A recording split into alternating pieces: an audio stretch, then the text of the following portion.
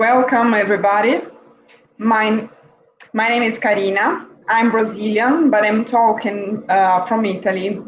Today is our first video live with sign language interpretation.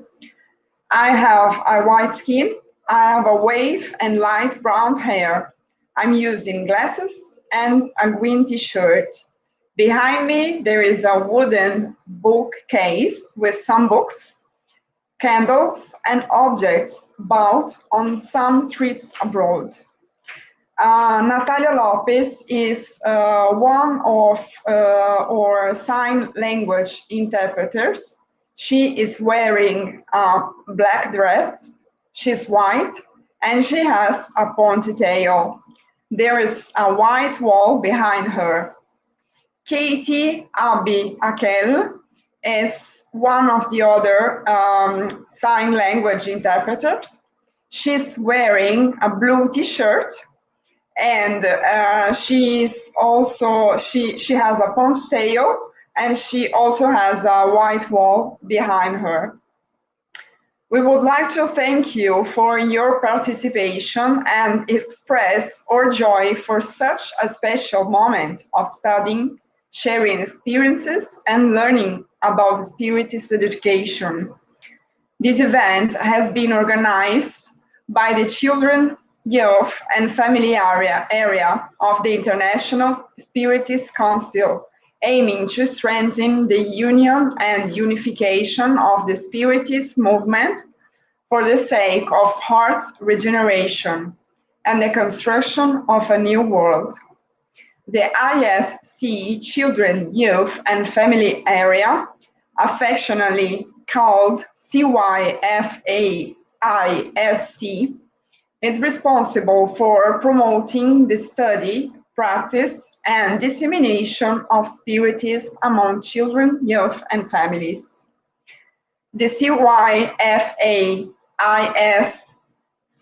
Commission is currently composed of 12 countries that are working together in an integrated, collaborative, and collective manner in order to put together important actions that we hope will strengthen this blessed and relevant task.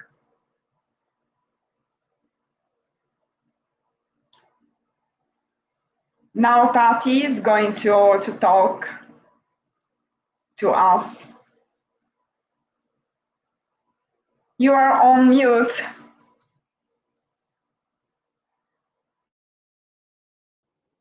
I'm really sorry, guys. Hello, my name is Tatiana. I live in Canada. I have a black skin. My hair is black and curly, and I'm wearing a striped shirt, black and white, with a small heart in the left. And I'm in front of a blue wall, and there is also a picture in my wall with the words live, laugh, and love. In order to achieve our goals, it's essential for us to keeping ourselves updated for this task. The Seeds of the Future project is one of CYFA ISC actions, which purpose is continuing education for Spiritist educators through video lives and workshops. We believe this is a strategic and relevant project for the increasing of quality of our actions among children, youth, and families, whether physically at Spiritist institutions or virtually due to the pandemic situation we are facing these days. This is the fourth YouTube Live we are promoting, reducing boundaries and gathering dedicated hearts spread across the world, straightening us in a common ideal.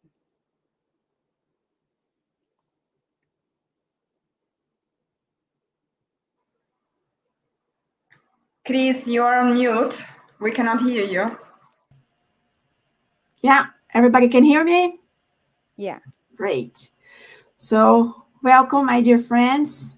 My name is Cristiane Bertoso. I am a Spiritist educator at the Spiritist Society of Ireland in Dublin, Ireland. So, I am in my home office with white walls, no decoration, and beside a big window, that I can see the garden in front of my house, and I'm white, brown, and brown light hair, green eyes, wearing glasses, and a blue t-shirt with pink and red flowers. So this is the fourth virtual meeting of a program to address different and relevant topics to strengthen this task continuously. Today's topic is Pedagogical Practice in Spiritist Education, Contextualisation, and Creativity. Each life will be developed in three different languages: English, Spanish, and Portuguese. In sequence, on the same day, we have invited some dedicated colleagues who will share their reflections and experiences according to the different topics. Furthermore, to open our meeting, we would like to invite you to pray along with us, raising our thoughts to God, Jesus, and the spirit benefactors who coordinate and inspire the Era of Sowing Love project. So I will do the initial prayer. Spirit benefactors, be our guide and lead us on the right path. Help us overcome obstacles that may come to our path. Whenever we find ourselves in darkness and despair, lift and show us the light. Give us courage and strength to continue carrying our mission with resignation and love. If we fall along the way, help us to get up and move on. Be with our brothers and sisters who are sick, with those who are feeling loneliness, depression, those with suicidal thoughts, hungry, and those without a shelter to call it home. Please enlighten our speakers today and everyone attending this event now or will watch it later. So be it. Amen.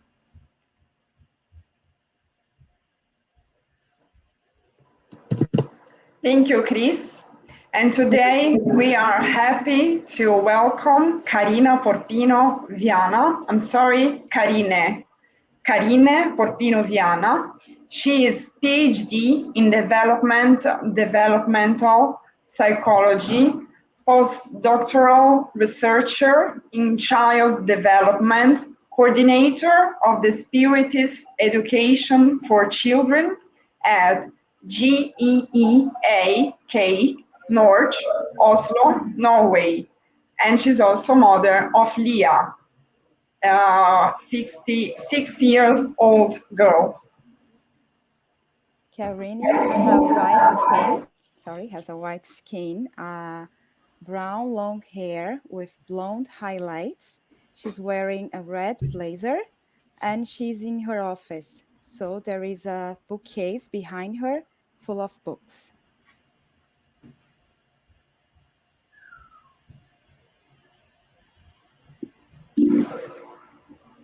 Oh, hello. Everybody is hear me? Yes. Yeah. So first of all, thank you for this opportunity to share a bit some thoughts, some experience related to pedagogical practice in the context of a Spiritist education with children. Karina presented me a bit. I've been working actually with children for many years. I'm from Recife in Brazil, but I moved to Norway in 2011 for doing my PhD. But actually, I think I had a bigger task than my PhD. And then I found the GEAK, which means the Group of Spiritist Studies, Allan Kardec in Norway. And since then, I started participating in the studies, and then I started working as a coordinator of the group for the children in 2013. And then I'm very passionate about teaching for children and pedagogical practice. So the idea today is that we can share a bit and we can reflect a bit more about what it means to contextualize pedagogical practice and what it means to be creative, right? So I have prepared a sort of roadmap that with some topics. So once in a while, I will look to my other screen just to refresh my mind about what I'm aim to talk to you. And I would like the main focus of our conversation talk today is the possibility to reflect how we can contextualize pedagogical practice. And in order to begin with this reflection, it's important that we think, what is the goal of the Spiritist education for children? Of course, we can expand that for youth and adolescents, but my experience is more with children, so I think I tend to use children, but you can expand that to other age groups. It's very important that remember that the main goal of the Spiritist education, even with grown-ups, is that we get knowledge about the doctrine, and then we can evolve as a spirit, as human beings. So our main task when we have children coming for studying with us is that we're going to be their sort of guider in order to speed up a bit this process, this evolution, and also to help them better understand the principles behind the doctrine, and also to apply those principles in real life. And that's something that it's very important. And why it's important to understand those goals? Because what are pedagogical practice? Pedagogical practice are a path, a way, strategies that we think to achieve a certain goal. So if we are not aware about our goal, we cannot develop strategies that are relevant to our goal. It's more or less like if I want to reach a mountain and I don't know, but which mountain? So how can I get there? In order to visualize and foresee the path and the strategies, we have to be aware about our goal. So that's what we're going to discuss here today. And I'm also very happy to share what we are doing here in Norway, so that we can visualize in a better way. So first thing is that when we have children with us, we have to considering that there is like this little bodies there, different levels of cognitive, emotional stage in their development, but foremost, they are eternal spirit. So even though they are little, we know that those spirits have a long history and have a broader and large experience in previous lives. And that's something that is very important when we think about our strategies. But at the same time, we have to think that those spirits now, they are in those bodies and in a certain age, which means also that they have some potentiality, also some limitations in understanding, plus they are also part of a specific society and specific cultural group. So we have, in order to be creative and to contextualize our practice, we have to be aware about those factors. I really like a phrase from Haroldo Dutra when he says that childhood is the most beautiful song inviting us for our inner renewal. So every time that we look to children, I think in a way it's in itself an invitation to be creative, because children are creative in essence. And it's when we are restarting everything again. So I think that it's very, for me, it's a sort of an inspiration, those quotes from Haroldo Dutra. So if evolution is our main goal, and then the main goal with children is to help them to develop themselves, we have to be aware that a goal without a plan is just a wish. What that means? That means that we have a goal, we have to think about our pedagogical strategy to reach that goal. And that means I would like to give an example. For example, if you want to teach chemistry, first of all, you need to know the content of chemistry. For example, I cannot teach chemistry. I don't have enough knowledge to teach chemistry. But imagine that I have knowledge to teach chemistry, but then I have to know what are my target group. There are high school adolescents, or I'm talking about those who are doing PhD in chemistry. The same logic applies when we talk about the Spiritist doctrine. First of all, we need, as an educator, to get to know the doctrine. We need to understand the principles.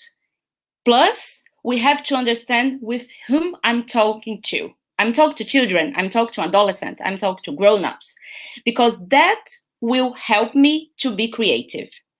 When I try to be creative without knowing and without being aware with whom I'm talking to, there is a risk that I will create things that's not appropriate for the group that I'm talking to, right?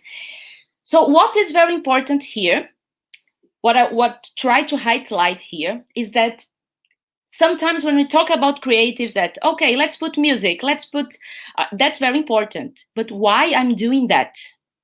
So we can make a better use of our creativity when we know where we are grounded, and we are grounded in certain principles. So let's, just before giving you the examples that we have been doing here in Norway, let me give you some revision of these principles.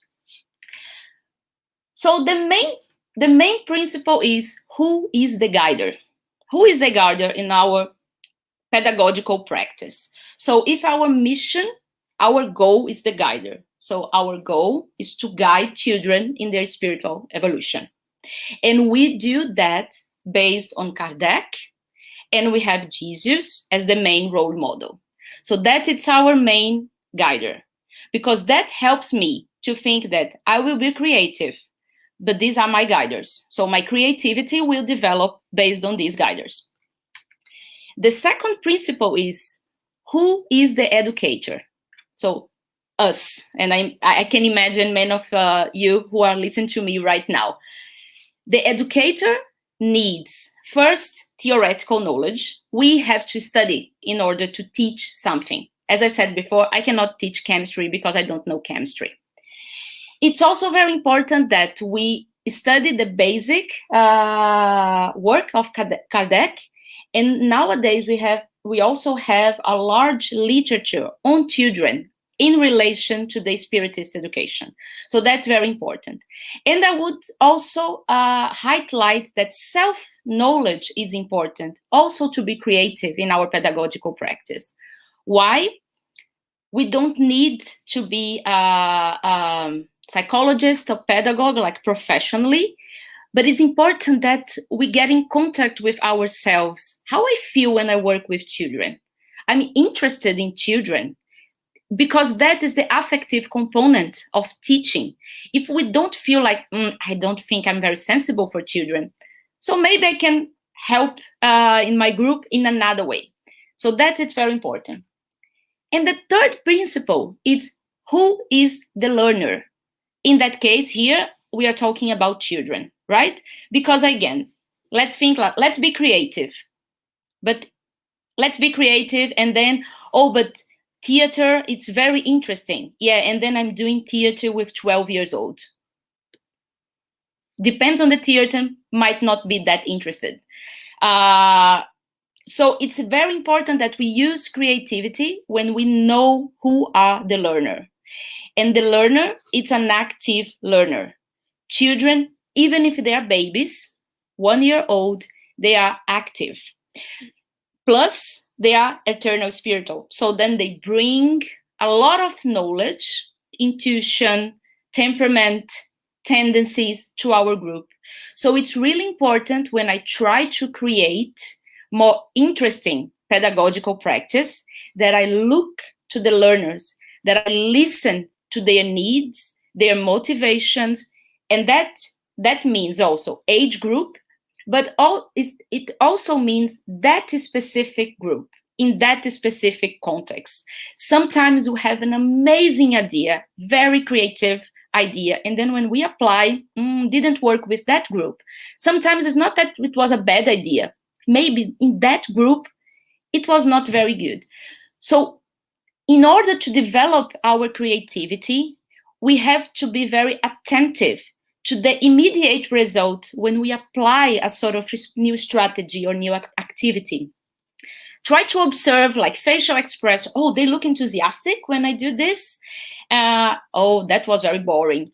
So maybe for that group, maybe they like, for example, when I use more music than when I use theater, or they love painting, or there are some kids that are more into painting and others more to music. So these observations throughout the process of teaching, it's very important for our creativity when we are developing new strategies. So here comes our fourth principle, that is, what is our pedagogical practice?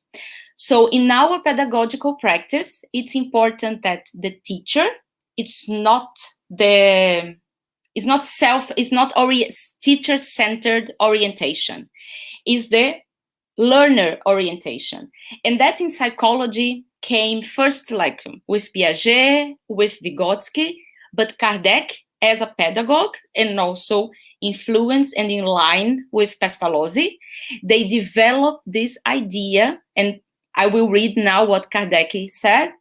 It is through education more than through instruction that humanity will be transformed. What that means, in our spirited group, we cannot teach like we have the knowledge, children don't have knowledge, so I'm just instructing. And then they are just passive. Children are active. And that is also important because actually that is very in accordance with the idea that one thing is that we are helping them to develop their free will and they make use of that free will. We are helping them to understand the principle, not to memorize the principles. In that regard, we need to give space to them to speak, to be active.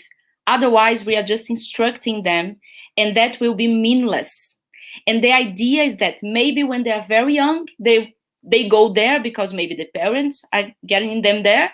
But at a certain point, especially the spirits that are coming now, this generation, if it does not make sense to them, they will probably not come back. So when we are aware of that, it's also we are also think about long term. And I would like also to highlight here the principle from Jesus as a pedagogue, right? So that he gave the example that he respects the other's free will, right? When he was teaching, and he was always interrogating others about their thoughts, their actions. It was not like, it's because you have to guide me. It's just because you have to do what I'm doing. It's much more effective, self-reflecting than just instructing. So if we have Kardec and Jesus as our main guiders, that helps a lot when we want to be more creative in our studies. That's what I used to say, that when we think about creativity and pedagogical practice, try to imagine a sort of triangle. So then we have our goal on the top, and then we have the teacher, and then we have the learner. The teacher needs to interact with the learner, and that means listen to them, observing them, study about childhood, about development, about the doctrine, in order to create a more creative and contextualized path to achieve that goal. And here I would like to bring some examples from our group that can illustrate a bit that. I could have talked about many different things in our group that kind of could give an example of this creativity. But I chose, because of our limited time, I chose to talk about our current main methodology, which is called pedagogy of project. And this type of methodology, it was developed after we had a seminar with Cynthia Vieira from Brazil. So she came to Norway, and it was very interesting. It helped us also to develop our study with babies. And at that time, when we were talking about what we were doing, Cynthia discussed with us, with me and Erika at that time, who is my partner here in Norway, to introduce the project methodology. What that means. When we talk about using project as a way to be creative and contextualized, this means that we choose a specific topic and we will explore that topic. Let's say, usually we do here over a year, but that's flexible, depends on the topic, depends on your group. You can do that in 6 months, for example. So then you have a project with a specific topic, and then you teach and you bring the more abstract concept idea of the Spiritism through the project. And so instead of you have lessons, like today our study, it's about reincarnation.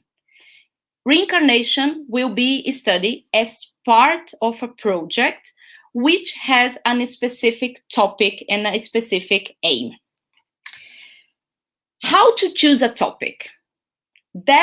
It's when it comes, that's when it comes the idea of contextualize things. You choose a topic that it's related to your context, to your society. So it's really important that we listen to our children, what they talk about, right? What are the main issues circulating in society nowadays? Because remember that when we study Spiritism, it's not a theoretical knowledge. It's theory in terms of there are concepts that we need to understand.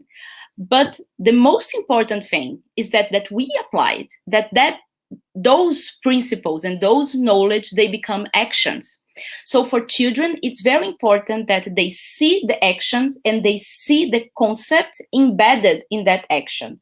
So then they can understand better the concepts, and then they can transfer the concepts to other contexts. So in this conversation with Cynthia, Cynthia came with the idea that it's so interesting here that you have 4 seasons. It's so beautiful, the nature, and it says a lot about us, about like human, and also about reincarnation. And then talking about this, we realized that is a very interesting topic to be used here in Norway. First, we have 4 seasons. We talk a lot about those seasons, about weather, about nature with children.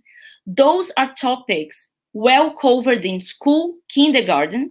In Norway, children are a lot in nature. They know a lot about nature and they experience nature. So that's contextualized. That makes sense.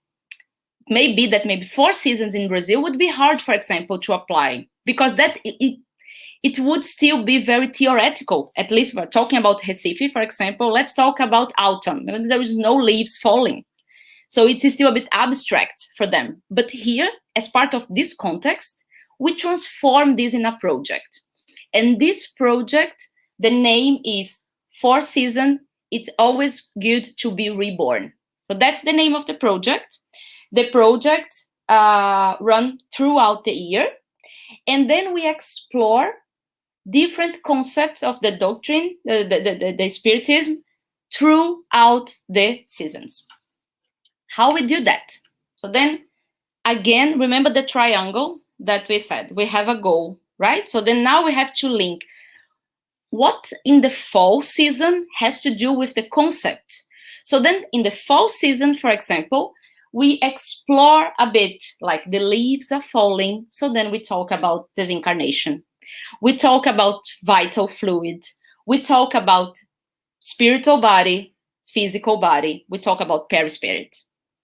Because we're talking about, the nature is changing, right? So then let's look to the nature and learn about this concept. And then winter. So then winter is cold, it's dark here in Norway. Then we talk a lot how usually we feel when it's winter. Tired, lack of energy. how can we make our inner light shine? So then we talk about pray. We talk about elevate our vibration. We talk about guardian angels. We talk about the influence of the spiritual world in relation to what's happening emotionally and physically during the winter. Then spring came. And then when spring came, what happens when spring came? Oh, the flowers, the leaves, they're back again. What that means? Reincarnation. Let's associate with reincarnation. And then here we also worked with the parable of the sower and how our virtues can bloom. And then we talk about love, we talk about justice, we talk about empathy. And then summer came. And then when it's summer, it's time of what? Harvest time. And it's time also to distribute what we have. So then we worked about charity, we talk about love, one another. So here it's the theoretical explanation for the project. How can we do that practically, right? So that's when we need creativity also. So then I have some pictures that I would like to share with you now. So then it's maybe a bit easier for you to visualize. I think there is someone, yeah. So in this first picture, you see that's an example of the 4-season project.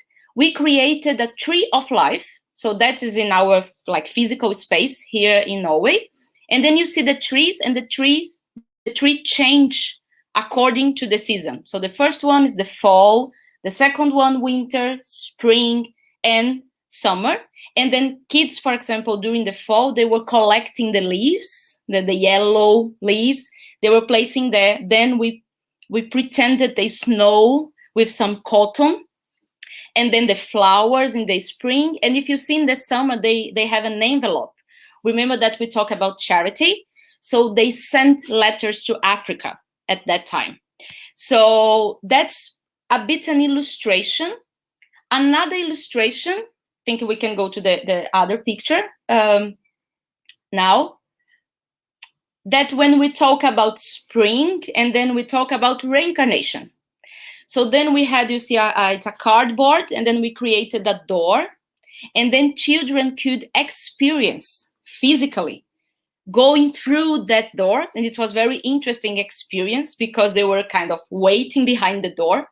And like even the pace that they came out, there were some kids that were just there, you know, and then that time we were kind of verbalizing a bit. Oh, sometimes it's so hard to come back, right? But look, your parents are here waiting for you. Your friends are here waiting for you. Just come. There's a lot of love here.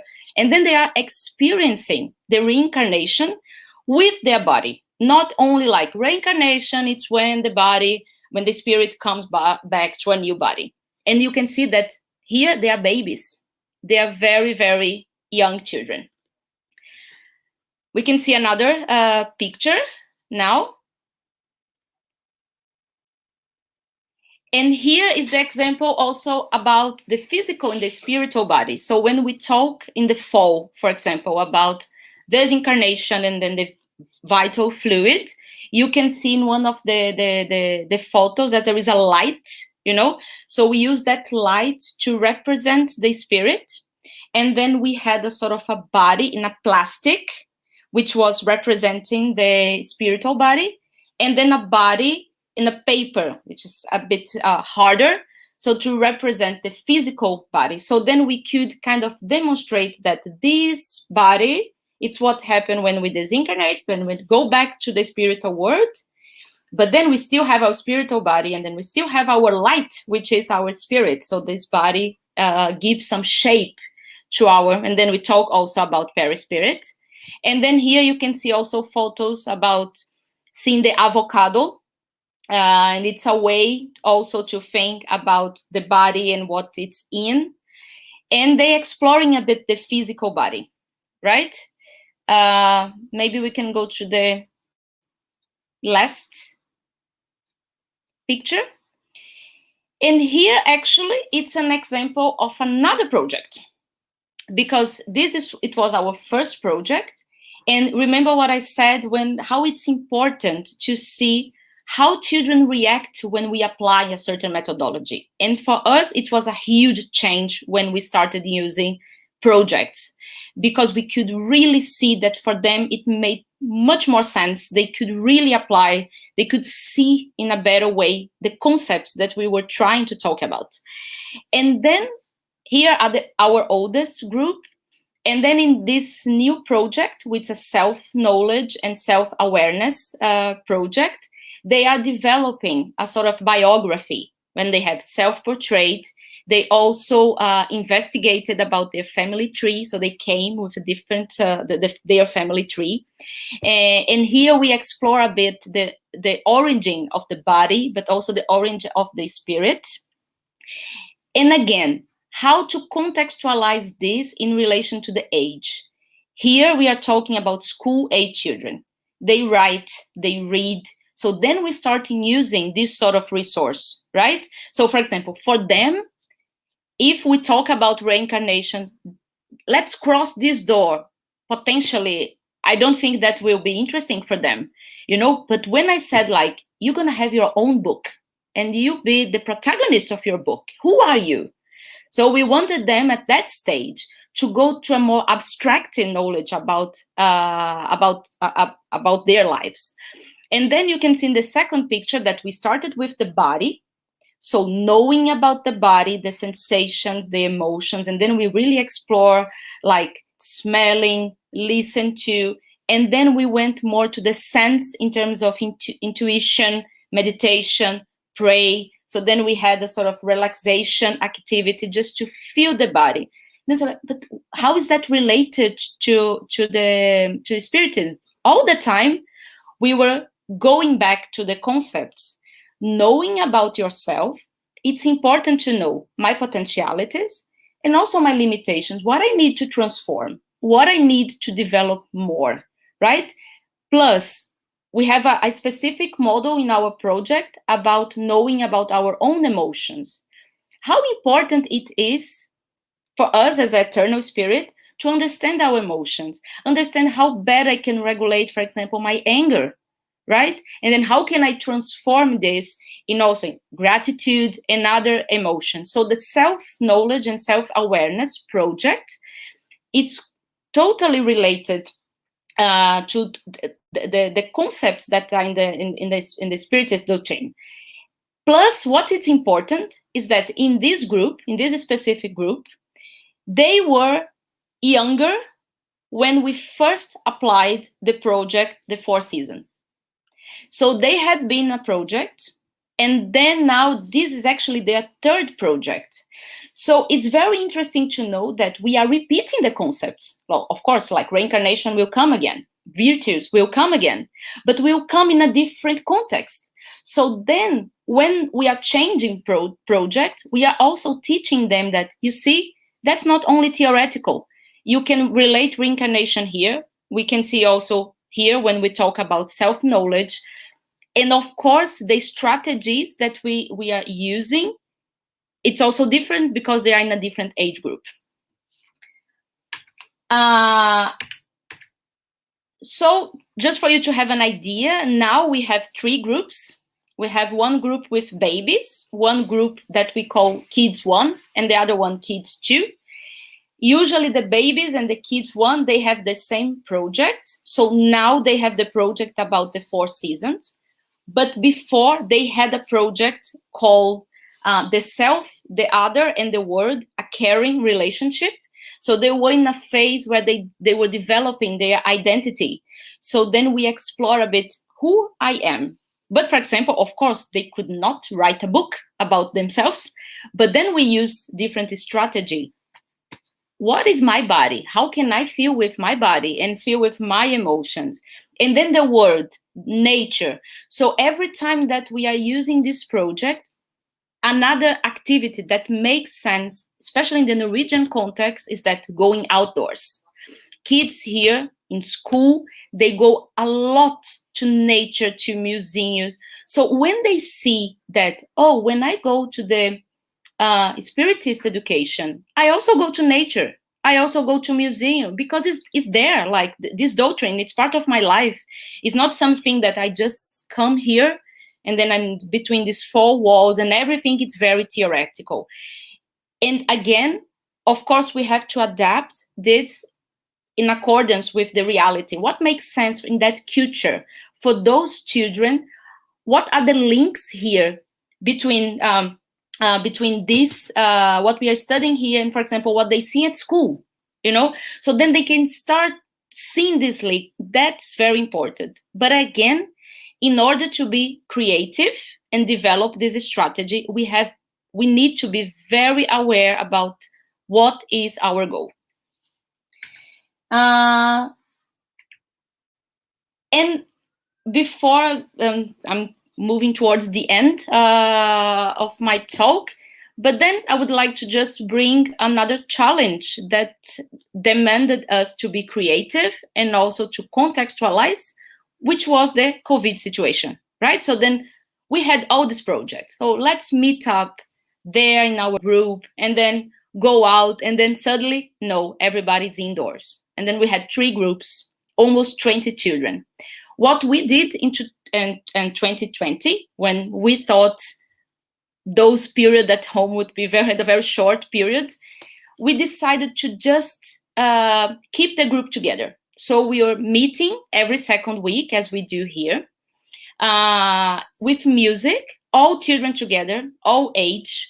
It was contentless in the sense that we were not like studying, because like it's digital, everybody was very kind of uncomfortable how we can do that. But at that time, what was the goal? We need to keep up the motivation. We also need to give support, emotional, spiritual support to that children. It was hard for them and hard for the parents as well. So again, what is my goal? My goal now is that it will be hard to go in depth into the content, but I'm also teaching them empathy, social support, and the bond with the group. When I meet, let's sing. Then we sing and then we talk. How are you feeling? And then the children could see each other. And that worked okay in 2020. Then we could see that, especially for the younger, it was like, this computer again. Then we decide, okay, the situation will last longer than we thought. We have to think about something else. What is still the goal? Motivation. And of course, I think it's time now to bring some content back because we don't know for how long it will last. So then what we decided, we kept the digital meeting with the older kids. They are between 8 and 11.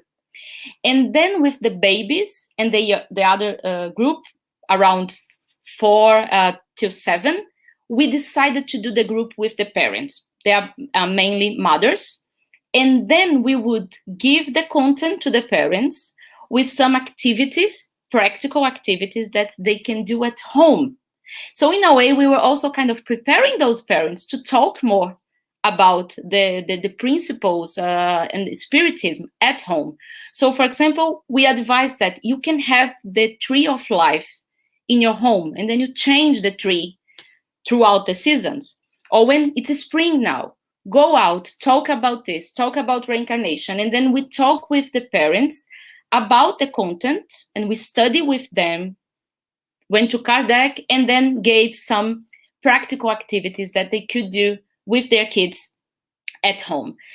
That's how it's working now. And of course, then we had to attend some course in digital tools, which has been very, very useful. So now we are using more Mentimeter, word wall, and the kids are very engaged. Again, creativity, but having the goal in mind. An hour digitally for kids is too long.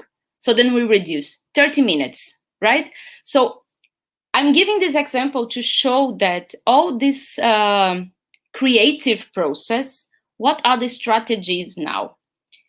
Creativity is not about doing whatever we want. It's not freedom to do whatever, doesn't matter. Creativity, it's really educational when we are clear about what we want to achieve. At certain point, for example, during the COVID time, what we want to achieve, it was motivation. It was to keep up the motivation that they had to go to GEAC, to see the other kids in the group. Now, okay, now we developed a bit more strategy to use and do the studies digitally. Let's implement that. But maybe with the youngest, it's still hard. So let's do something else.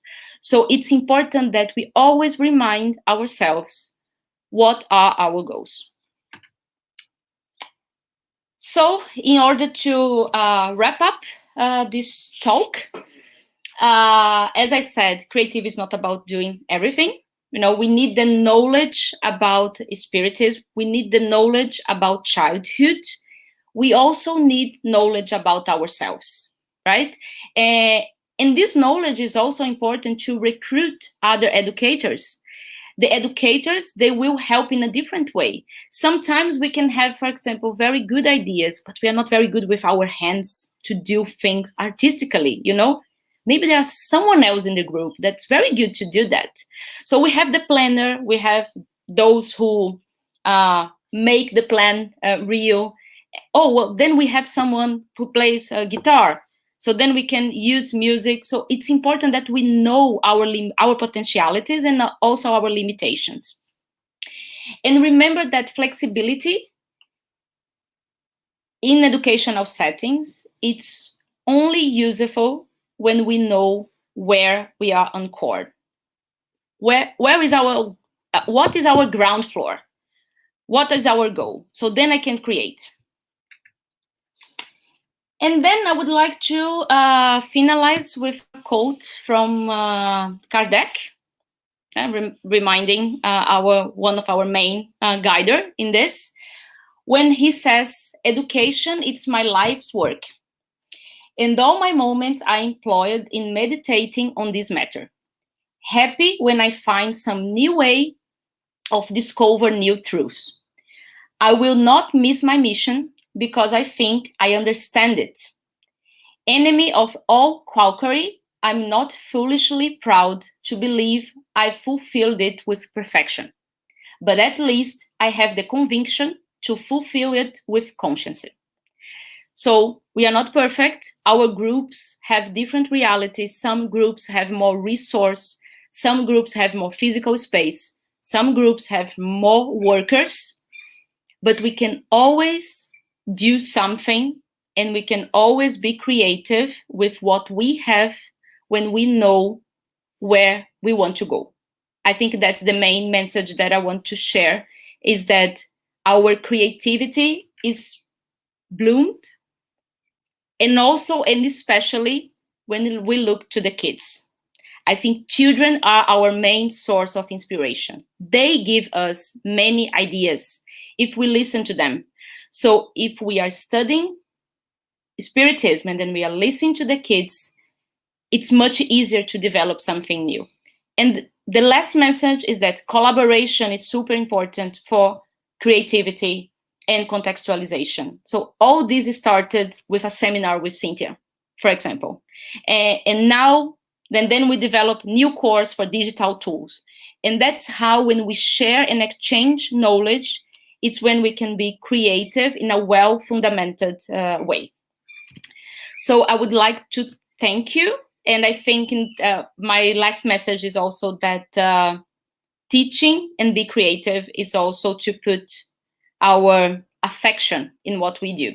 And I hope we continue to be inspired to do our task, whatever the circumstance and whatever the situation. Okay, thank you so much for this opportunity.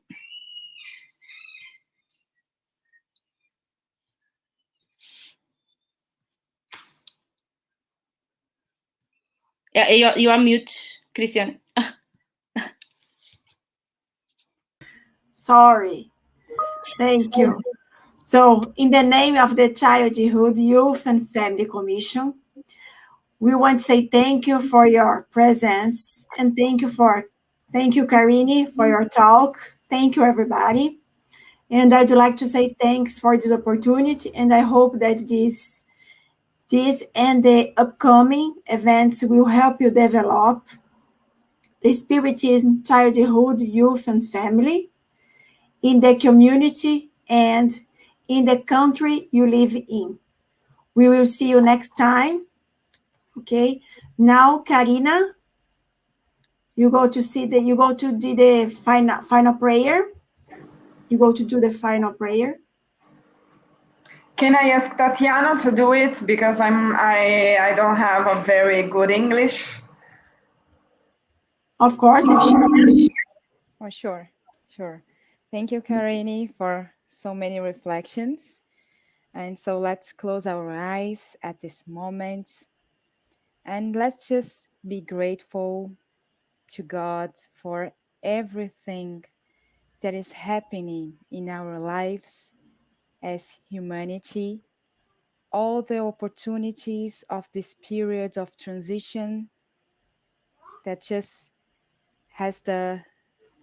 wants to transform us in better spirits, and all the opportunities that we are trying to understand as Spiritist educators. It was a very nice moment we had together, and we are very grateful for technology. So we are gathering here and listen to all the reflections of Karine, and we hope that God be with us and we can count with our spiritism in our lives and to teach this to the kids and youth and also the families. And it's also very good for us to know that we are teaching, but we are also learning. So the spiritual benefactors can hold all of us at this moment, and we can feel all the love and all the hope to continue our paths. So be it.